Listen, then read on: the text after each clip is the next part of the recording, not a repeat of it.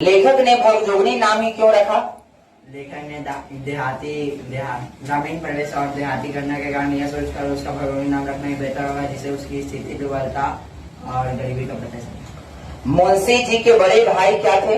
मुंशी जी के बड़े भाई पुलिस दरोगा थे, जो वेतन से अधिक घूमते थे। दरोगा जी की तरक्की रुकने की वजह क्या थी? दरोगा जी के समय मुंशी जी के चार बेटे हुए, परंतु सबके सब मर गए। दरोगा जी के पास एक घोड़ी थी जो मन 7 रुपए की थी, परंतु टुर्की घोड़ों की काम करती थी।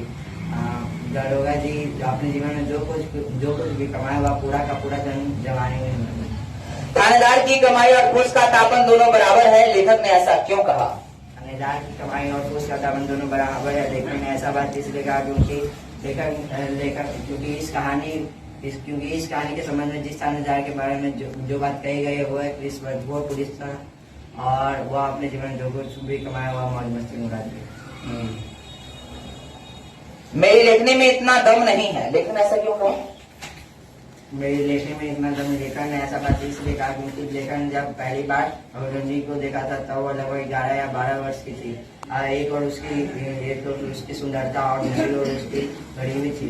अगर कोई करुणामय या भावुक कवि उसकी यह दशा देख लेता तो उसकी लेखने से कनक की धारण हो पड़ती, परंतु मेरे लेखने में इतना जो नहीं कि मैं उसके गरीबी को बता सकूं। नालंदा की वाणी एशिया महाद्वीप में पर्वत और समुद्रों के उस पार तक फैल गई थी। इस वाक्य का क्या अर्थ है? अर्थ बोल रहे? हाँ, इस वाक्य का यह अर्थ है कि नालंदा में जो शिक्षा दीक्षा दी जाती है या जो ज्ञान की ध्वनि गूंजती थी वह पूरे एशिया महाद्वीप में प्रसिद्ध था। मगध की प्राचीन राजधानी का नाम क्या था और वह कहाँ अवस्थित था? मगध की प्राचीन राजधानी का नाम रथार था और वह राजगीर नामक स्थान में स्थित है। हाँ, बुद्ध के समय नालंदा में क्या था? इसके समय ऐतिहासिक घटना के ग्रंथों में यह कहा जाता है कि भगवान बुद्ध ने राजगीर के पास एक नालंदा नाम के शहर का विकास किया था, और भगवान बुद्ध के समय वहाँ प्रवासियों का आगमन था। महावीर और मैथिली पुत्र गोसाल की भेंट किस उपग्राम में हुई थी?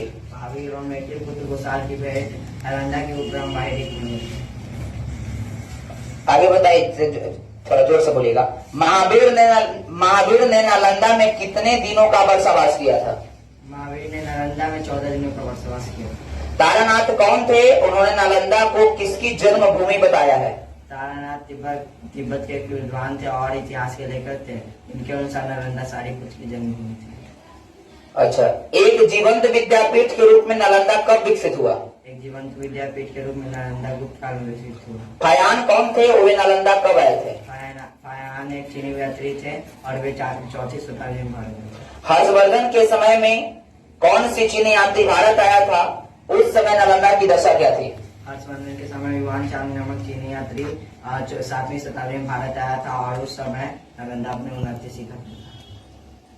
नालंदा के नामकरण के बारे में किस चीनी यात्री ने किस ग्रंथ के आधार पर क्या बताया है?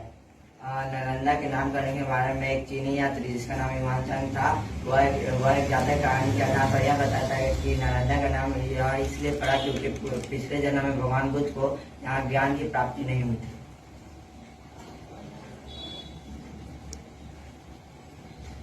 यशोवर्मन के शिलालेख में वर्णित नालंदा का वर्णन अपने शब्दों में कीजिए।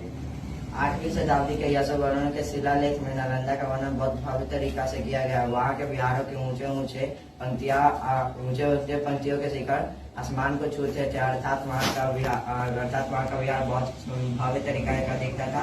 उस विहार को चारों तरफ नीले जल से भरा सरोवर था और उसमें सुनहरे और लाल रंग के कमल के फूल थे और बीच में इसमें आम कुंजों की छाया थी। उनके भवन में लगा हुआ शिल्प देखने में अत्यंत सुंदर लगता था और वहाँ रखी हुई मूर्तियां अत्यंत सुंदर थी।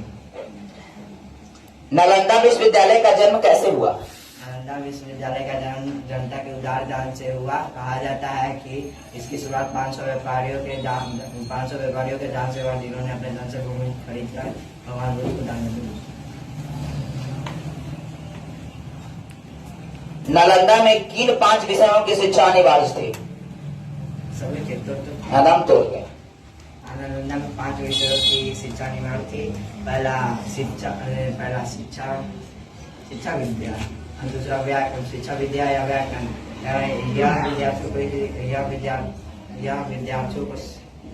विद्यार्थियों को शिक्षा विद्या या व्याकरण इसलिए दिया जाता था क्योंकि विद्यार्थियों को कब कहाँ और कैसे बोलना है या ज्ञान उन्हें मिल जाता। दूसरा हेतु विद्या इस विद्या को हेतु विद्या या तर्कशास्त्र। इस विद्या को प्राप्त करने के बाद विद्यार्थी अपने कार्य को सोच समझ कर करते थे। तीसरा चिकित्सक विद्या, इस विद्या को प्राप्त करने के बाद विद्यार्थी स्वयं को स्वस्थ रखते थे और अपने आसपास के सभी संबंधियों को भी स्वस्थ रखते थे। चौथा शिल्प विद्या, इस विद्या के माध्यम से विद्यार्थी चित्रकला, व्यवहारिक कला और आर्थिक जीवन में ज्ञान प्राप्त करते थे। पांचवा नालंदा के विद्यार्थी अपनी इच्छा अनुसार धर्म और दर्शन का अध्ययन करते थे, जिससे वे अपने धर्म के अनुसार अपने क्रियाक्रमों को संपन्न। ताली बजाओ जोर से एक बार।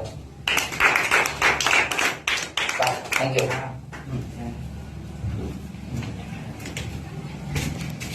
कौन कहता है कि डरता है? कोई डर सकता है? अब बेटा